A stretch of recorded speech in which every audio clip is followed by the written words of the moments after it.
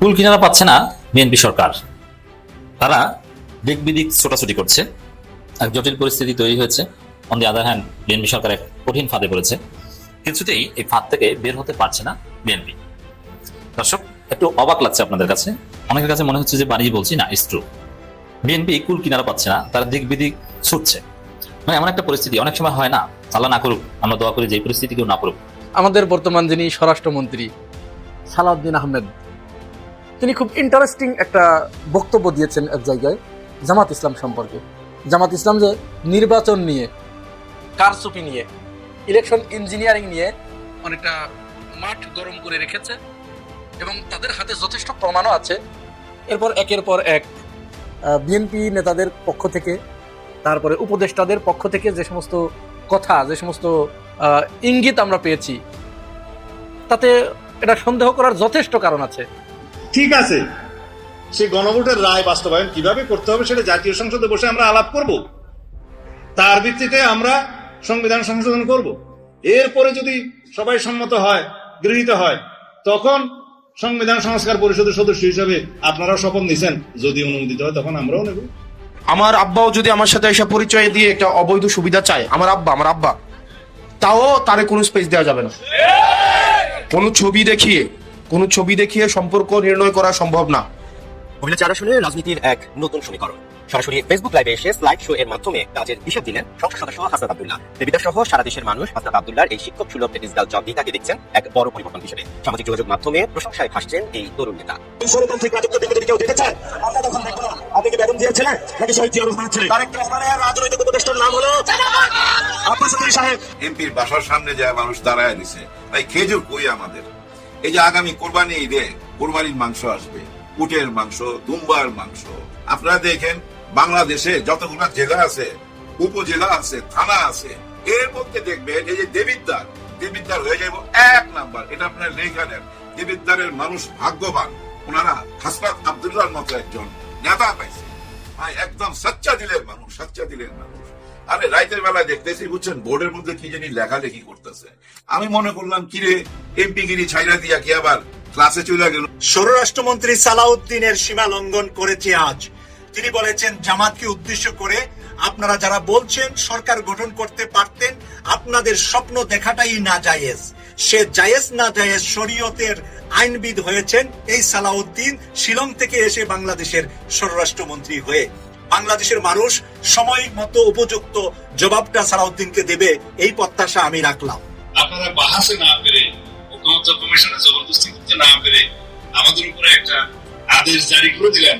তথাকথিত সেই আদেশে বললেন, এই আদেশে বলা হচ্ছে 100 সিটের উচ্চকক্ষ হবে, এই আদেশে বলা হচ্ছে সেই উচ্চকক্ষের সংবিধানে সংশোধন নিয়ে যেতে হবে এবং সেটা সেই সমস্ত আমাদের। হঠাৎ আপনার বাবার ক্যান্সার, মায়ের মৃত্যু সজ্জায়, ভাই বোন অসুস্থ, এর মধ্যে একজন অ্যাক্সিডেন্ট করেছে, এর মধ্যে ছেলের জ্বর, আর একজনে আত্মীয় আর একজন মারা গেছে, এর মধ্যে আবার বউর সাথে ঝগড়া, তার মধ্যে টাকা হারিয়ে গেছে, মোবাইল নষ্ট হয়ে গেছে, চারদিক থেকে বিপদ। মাঝে মাঝে এরকম হয় না, অনেকের জীবনে হয়। দোয়া করি যে এরকম কঠিন পরিস্থিতিতে কেউ না পড়বে। তখন কি করবে বুঝতে পারে না, দিক বিদিক ছোটে, যে বাবার পাশে বসবে না মায়ের পাশে বসবে, না অসুস্থ সন্তানের সেবা করবে, না বউর সাথে ঝগড়া করবে, না মোবাইল ঠিক করতে যাবে, না টাকা ইনকাম করতে যাবে, না শ্বশুর বাড়ির একজন মারা গেছে তার ওইখানে জানাজা যাবে, বুঝতে পারছে না। একবারে দিকে দৌড়ে আরেকবারের দিকে দৌড়ে, কোনো কিছু ঠিক মতো হচ্ছে না, মাথা খারাপ হয়ে যায় এই পরিস্থিতিতে। বিএনপির অবস্থা হচ্ছে এখন এরকম, বিএনপির মাথা খারাপ। কি নিয়ে? জ্বালানি নিয়ে এক গভীর সংকটে পড়েছে, জ্বালানি ফুরিয়ে যাচ্ছে। এখন হ্যাঁ, জ্বালানির সংকট আসতেই পারে, যেহেতু এটা আমাদের আমদানি করতে হয় বেসিক্যালি। এখন যুদ্ধ পরিস্থিতি বা কোনো একটা ঘটনা ঘটলে সংকট হতেই পারে, কিন্তু বিএনপি স্পেশাল সংকট কেন বলছে? হাসিনা আমলে তো বড় বড় এরকম আবেদন করেছে, কিন্তু হাসিনা এতটা চিন্তিত হয়নি। কেন হয়নি? অনেক হিসাব আছে। একদিকে হাসিনার সাথে ভারত সরকারের কিন্তু পাইপলাইন, সেই পাইপলাইনের মাধ্যমে খুব সহজে হাসিনা একদম কঠিন পরিস্থিতিতে প্রচুর জ্বালানি আমদানি করতে পারত। সরাসরি পাইপলাইন রেডি, ওই পাইপের মধ্যে ঢুকিয়ে দিত, আসতো, জরুরি পরিস্থিতি মোকাবেলা করতে পারত। এখন বিএনপি সরকারকে ভারত এত দেয় না দেয় বলা যায় না। এই জন্য আবার যুক্তরাষ্ট্র থেকে বা ওই পশ্চিমা দেশ ওদিক থেকে আসবে, দেখেন নাই বলে একবার জ্বালানি মন্ত্রী দৌড়ে যুক্তরাষ্ট্রের কাছে যান যে আমাদেরকে জ্বালানি দেন। কারণ যুক্তরাষ্ট্র দেবে কি হবে, যুক্তরাষ্ট্র যে পথে পাঠাবে ওই রাস্তায় বন্ধ। আর যুক্তরাষ্ট্রের প্রত্যেকদিন বিলিয়ন ডলারের উপরে খরচ হচ্ছে ইরান যুদ্ধে। তাদের মাথা খারাপ, তারা কাকে কি জ্বালানি দিবে? তো যুক্তরাষ্ট্রের কাছে জ্বালানি চেয়ে কোনো খবর নাই।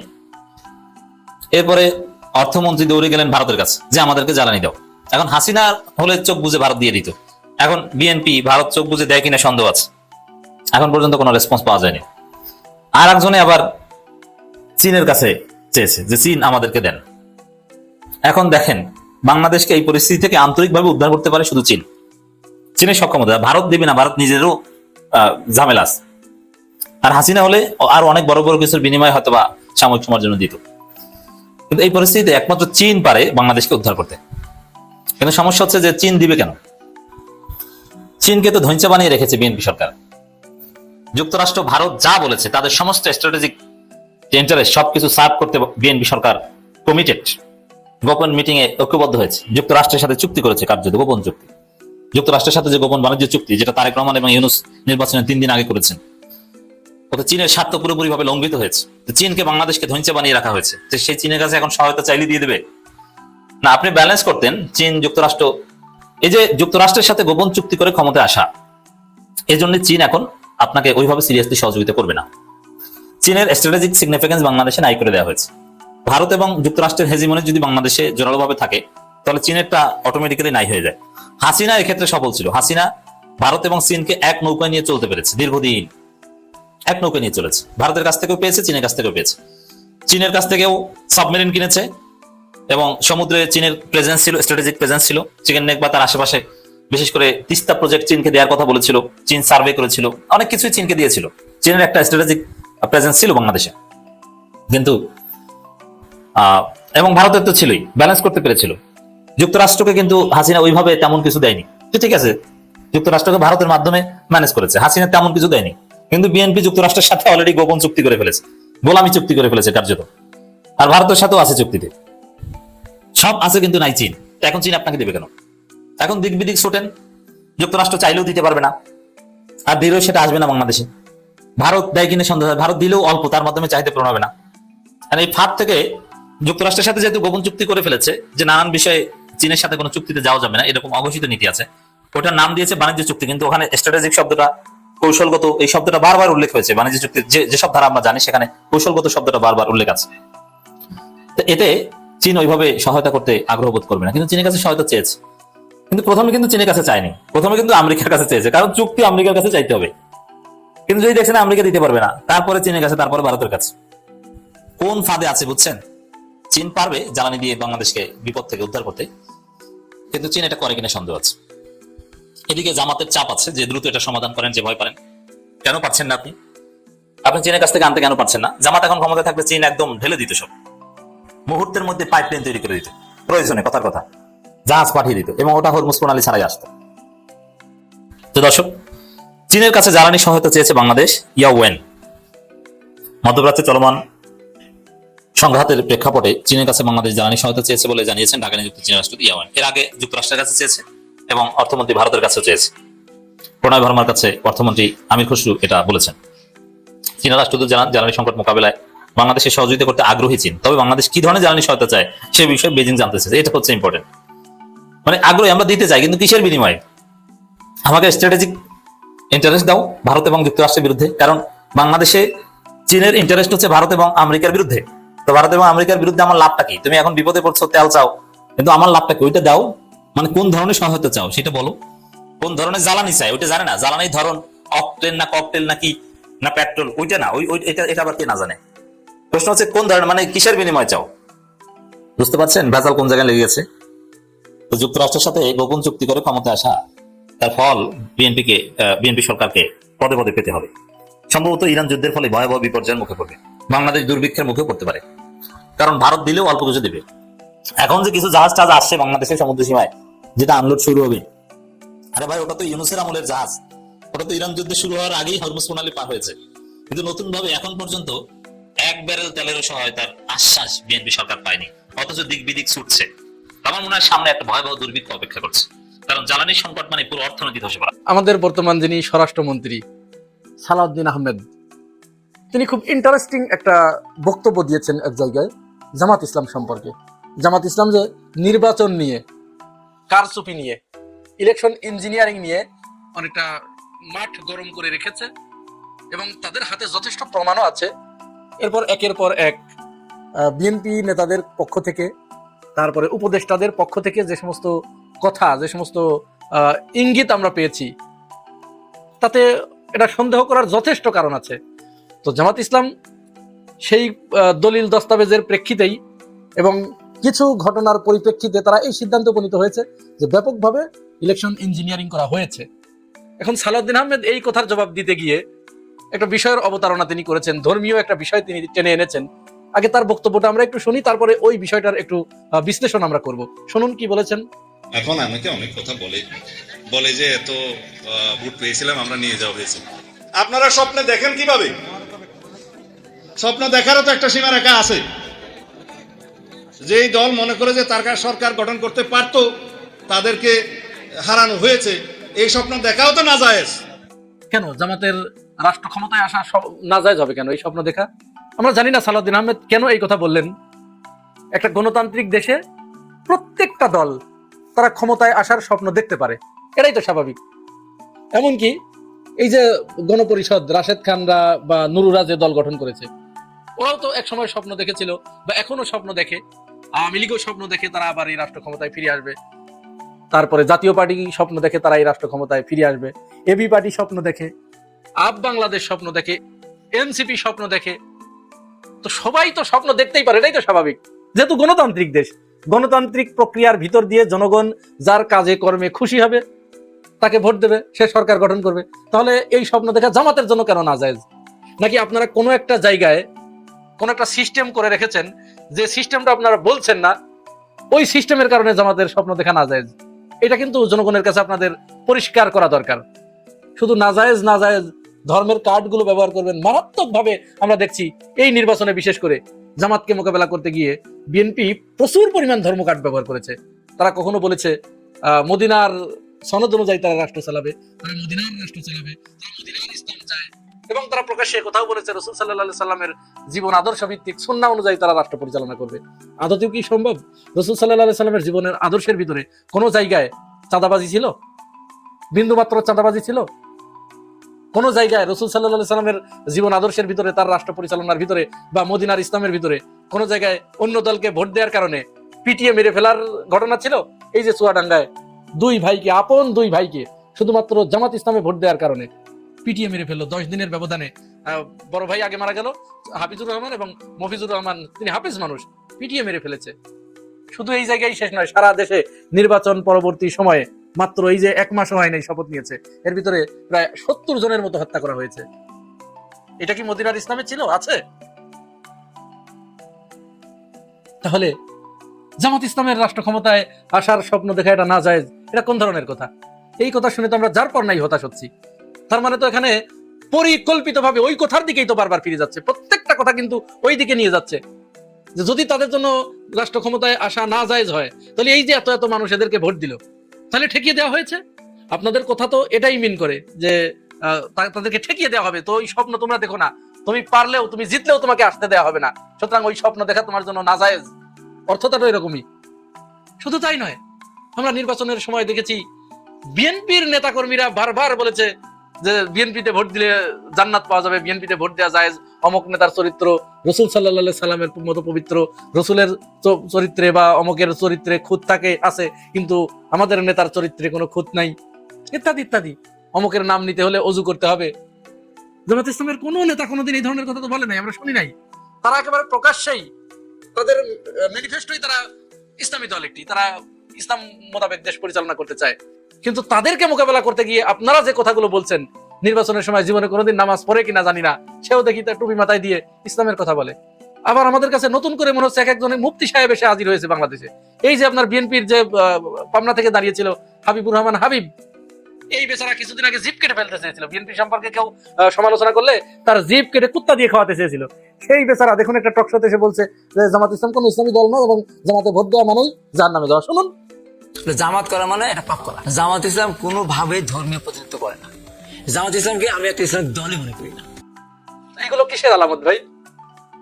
এগুলো তো লক্ষণ ভালো না। আপনারা একটা ইসলামী দলকে মোকাবেলা করতে গিয়ে নিজেদেরকে যে প্রগতিশীলতার পরিচয় দিচ্ছেন, সেই প্রগতিশীলতার বাইরে গিয়ে আপনারা তো নিজেরা প্রচুর পরিমাণ ইসলাম চর্চা করছেন।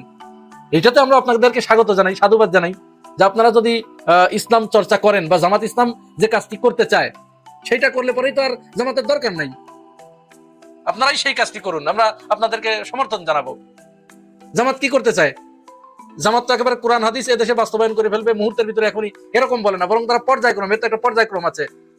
তারা আপাত দৃষ্টিতে প্রথমে তারা যে কাজটি করতে চায়, তারা এই সমাজ থেকে চাঁদাবাজিটাকে উৎখাত করতে চায়। তারা এই সমাজ থেকে ঘুষ যে কালচারটা আমাদের দেশে একেবারে রক্ত মাংসের সাথে মিশে আছে, রাষ্ট্রটাকে ধ্বংস করে দিচ্ছে, সেই ঘুষ বাণিজ্যটাকে তারা বন্ধ করতে চায়। তারা দুর্নীতিটাকে বন্ধ করতে চায়।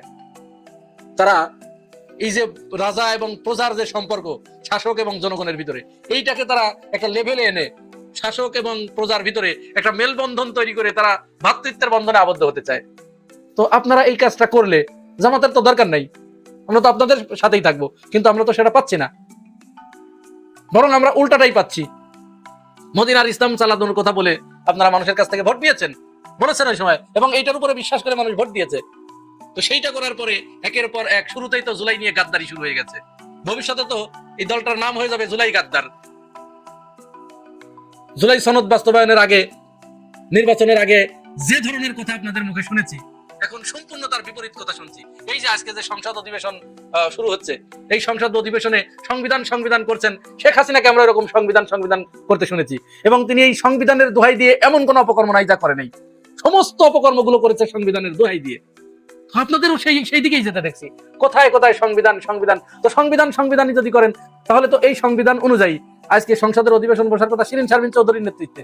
কোথায় শিরিন শারমিন? কোথায়? শুধু যতটুকু আপনার ততটুকু জায়েজ, আর বাকি আপনার বাইরে গেলেই আপনি ফতুয়া দিয়ে বসে থাকছেন যে এটি না জায়েজ। সব কথার বড় কথা, স্বরাষ্ট্রমন্ত্রী যে কথাটি বলেছেন জামাত ইসলামের ওই স্বপ্ন দেখা না জায়েজ, হ্যাঁ, এটি তাদের মনের কথা। এই কথাটি বিরাট একটা রাজনৈতিক ইঙ্গিত বহন করে। জামাত ইসলামকে তারা কোনোদিন ক্ষমতার মসনদে বা ক্ষমতার ধারে কাছেও তারা আসতে দেবে না। এক পর্যায়ে তো জামাতকে তারা বিরোধী দল হিসেবে চাচ্ছিল না। জামাত যে বিরোধী দলের আসনে আজকে আসীন হয়েছে, এইখানেও তারা চাচ্ছিল না। এখানে তারা আওয়ামী লীগকে চাচ্ছিল। কারণ কি? কারণ এই যে জামাতের যে 70-80 জন যে এমপি, এরা যে ধরনের অ্যাক্টিভিটি শুরু করেছে, এই অ্যাক্টিভিটি শুরু করার কারণে বাকিদের তো ভাত মরে যাচ্ছে, একেবারে তাদের ভাত নষ্ট হয়ে যাচ্ছে। তারা যে শত কোটি টাকা দিয়ে নমিনেশন নিয়েছে, নির্বাচনে শত কোটি টাকা খরচ করেছে, এটা তো একটা ব্যবসা। এই যে ইনভেস্ট করেছে, ক্ষমতায় যাওয়ার পরেই তারা ওই টাকাগুলো তুলে নিবে। কিন্তু জামাতের এই যে এমপি গুলো, এই যে এনসিপির এমপি গুলো, হাসনাত আব্দুল্লাহ বিশেষ করে, ওই বিষয়ে আমি স্পষ্টভাবে আলাদা করে কথা বলবো। এদের কারণে যারা এই যে ইনভেস্ট করেছে ক্ষমতায় আসার জন্য, এমপি হওয়ার জন্য হাজার কোটি টাকা ইনভেস্ট করেছে, একদম জলে যাচ্ছে, মাঠে মারা যাচ্ছে। জনগণের কাছে যদি এইভাবে জবাবদিহি করতে হয়, তাহলে তো আর চুরি করার পথ থাকবে না। সুতরাং আপনাদের ইচ্ছায় হোক বা অনিচ্ছায় হোক, অবচেতন মনে আপনারা যে কথাগুলো বলে ফেলছেন, ওই কথাটি কিন্তু মিন করে ওইটাই যে যতই চাপাচাপি করো কোনো লাভ নাই। আমরা একটা বিজ্ঞাপন দেখতাম ছোটবেলায়, যতই চাপাচাপি করো কোনো লাভ নাই, পানি বের হবে না, অর্থাৎ ক্ষমতায় তোমাদের আসতে দেওয়া হবে না, তোমাদের ওই স্বপ্ন দেখাই না যায়। কেউ জানতাম না। জার্সিম্যান হাসনাত আব্দুল্লাহ সব গোমর ফাঁস কইরা দিল, সবাই মুখোশ খুইলা দিল। 300 এমপি এই দেশে, এখন 299 জনই কিন্তু দৌড়ের উপরে থাকবে। কারণ সে যা শুরু করছে, হাসনাত ভাইয়া, এটা কোনো কথা? এটা কি শুরু করলা?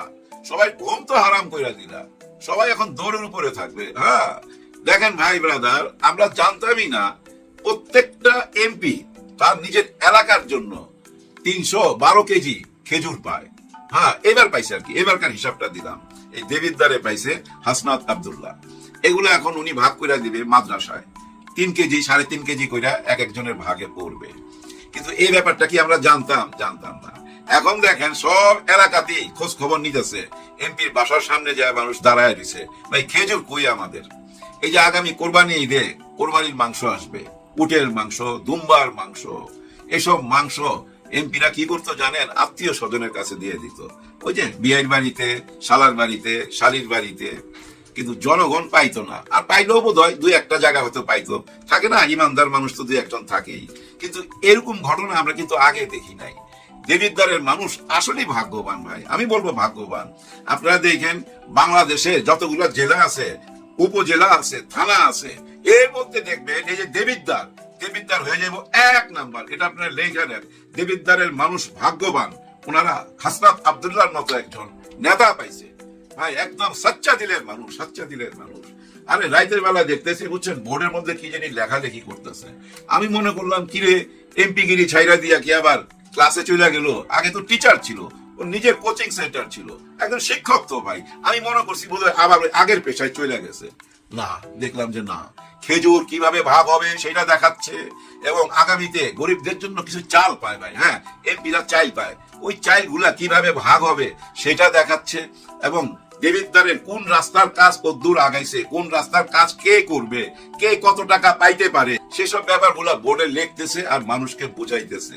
দেখেন ভাই ব্রাদার, প্রত্যেক এমপি 10 লক্ষ টাকা কইরা পায়, আমরা এগুলো জানতাম না, কিন্তু এই 10 লক্ষ টাকা কি তাকে দেয়? না, তাকে দেয় না, এটা দেয় তার এলাকায় গরিব মানুষকে দেওয়ার জন্য, মাদ্রাসায় স্কুলে দান করার জন্য। অতীতে আমরা এগুলা দেখছি, শুনছি, শুনি নাই, তার মানে অতীতে এই টাকাগুলো মাইরা দেওয়া হয়েছে তো ভাই, কোনো খোঁজ খবর ছিল না এইসব টাকা পয়সা, সব ফাঁস করে দিতেছে Hasnat Abdullah, captain Hasnat Abdullah, jersey man Hasnat Abdullah. আমার তো মনে হয় জার্সি পরেই সে সংসদে যাবে। কেন জার্সি পরে জানেন?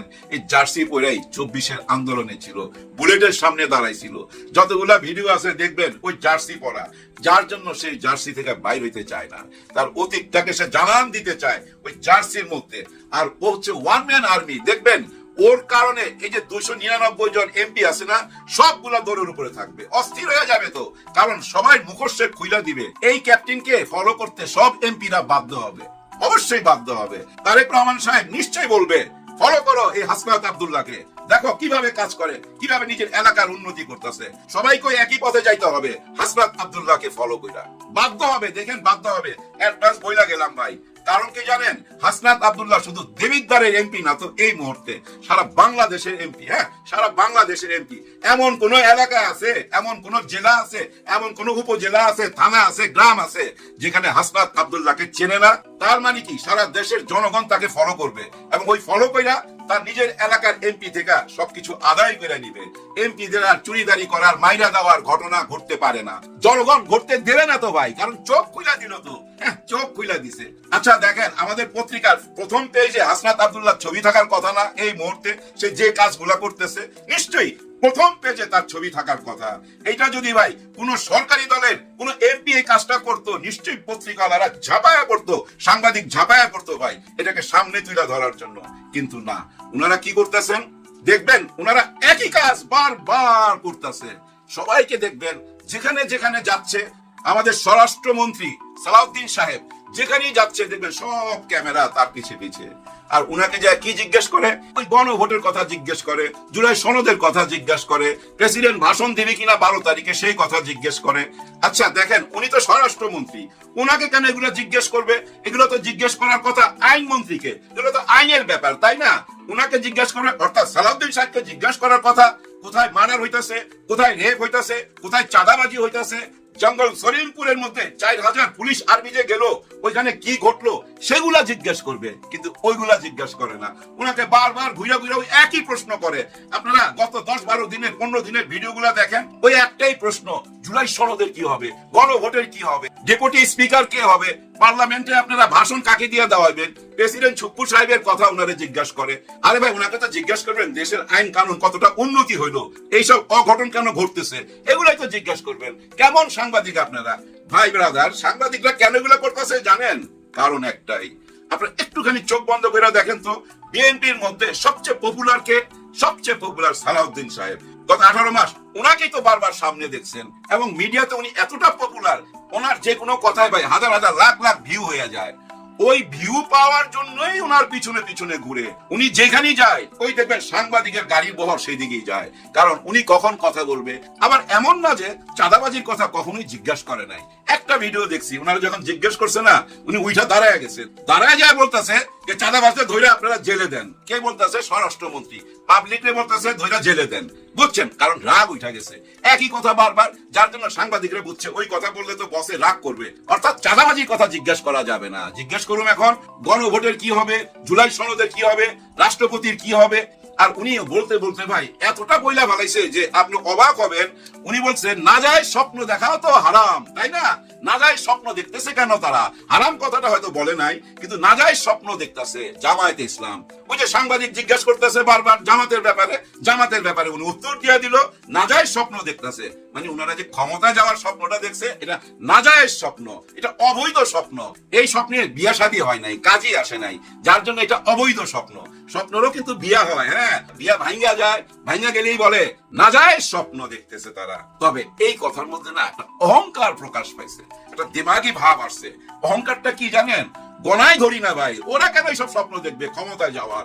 ওরা কারা? ওরা তো রাজাকার, ওরা তো জঙ্গি। এই ভাবটা রয়ে গেছে কিন্তু বডি ল্যাঙ্গুয়েজের মধ্যে। কিছু করার নাই।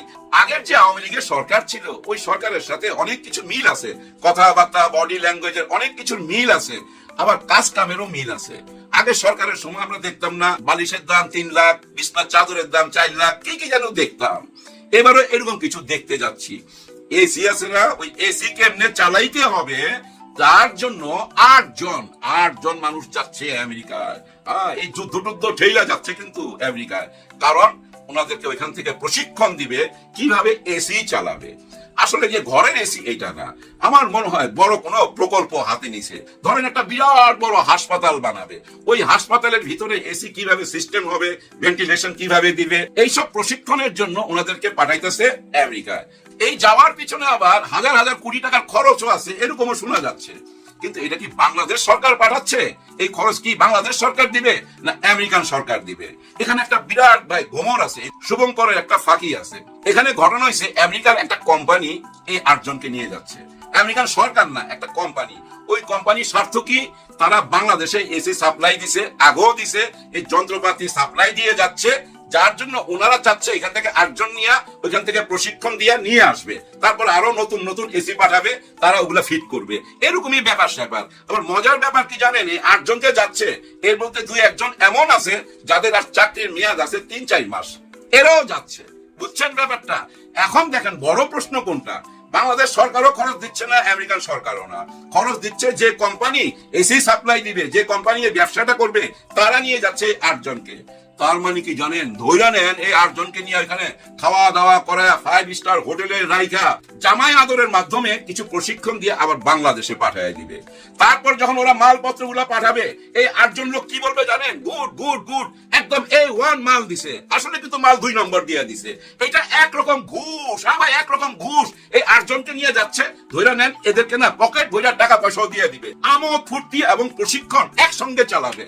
এইটাই হলো মূল ঘটনা। তার মানে কি জানেন? আগামীতে আপনারা দেখতে পাবেন বালিশের দাম 2 লাখ, চাদরের দাম 3 লাখ, অনেক ঘটনা আরো সামনে আসবে, যেহেতু এসির ব্যাপারটা সামনে আসছে।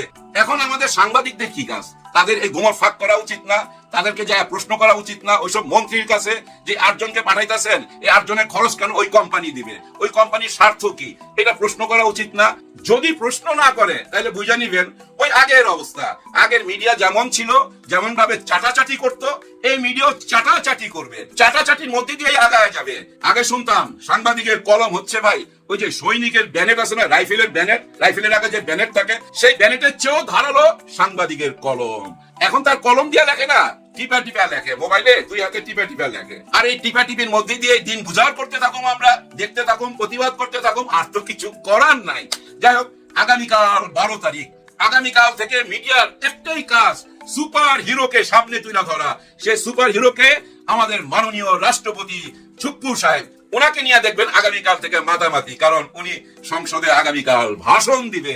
আর ওই ভাষণের সময় বিরোধী দল কি করবে এটা তো আমরা আগেই যাই না গেছি, ওনারা বাইরে চলে যাবে। এই যে বাইরে চলে যাওয়া, ভাষণ দেওয়া, কে ভাষণ দিতেছে?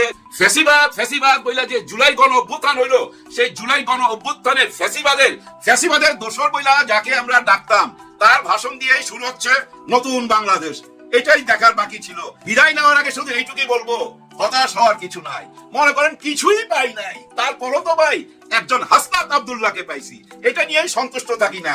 একের পরে তো 2 হয়, 2 এর পরে 3, এভাবেই তো 100, 1000, লাখ, কোটি হয়। তার মানে কি জার্সিম্যান হাসনাত আব্দুল্লাহকে দিয়ে আমরা শুরু তো করতে পারছি। এটাই নতুন বাংলাদেশ। জার্সিম্যান হাসনাত আব্দুল্লাহকে দিয়ে আমরা শুরু করলাম আমাদের নতুন বাংলাদেশ।